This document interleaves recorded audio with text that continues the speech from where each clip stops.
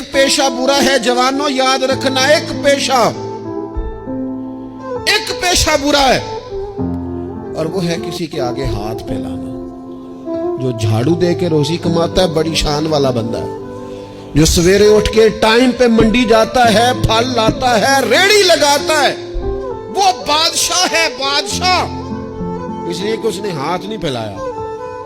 اس نے رب کی رحمت کا دروازہ کھٹکھٹایا۔ وہ بادشاہ آدمی ہے، اس نے اعزاز کے ساتھ اپنی ذمہ داریوں کا احساس کیا۔ بڑا مزہ آتا ہے جب شام کو بندہ اپنی دکان بند کرے اور پھر چھوٹے چھوٹے نوٹ گنے، اور پھر ان میں سے نا، میں نے دیکھا ہے غریبوں کو، کہتے ہیں جی میں نا جی وہ 50 روپے روز دے رکھے ہیں اللہ دی رات دینے نے،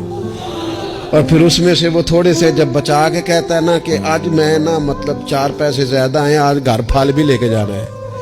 وہ جو ذائقہ ہے اسے کبھی محسوس تو کرو۔ میرے رسول پاک علیہ السلام نے فرمایا سب سے بہترین کھانا وہ ہے جو اپنے ہاتھوں کی محنت سے تو کما کے کھاتا ہے، اور فرمایا اللہ کے نبی حضرت داؤد علیہ السلام اپنے ہاتھوں کی محنت کر کے کما کے کھایا کرتے۔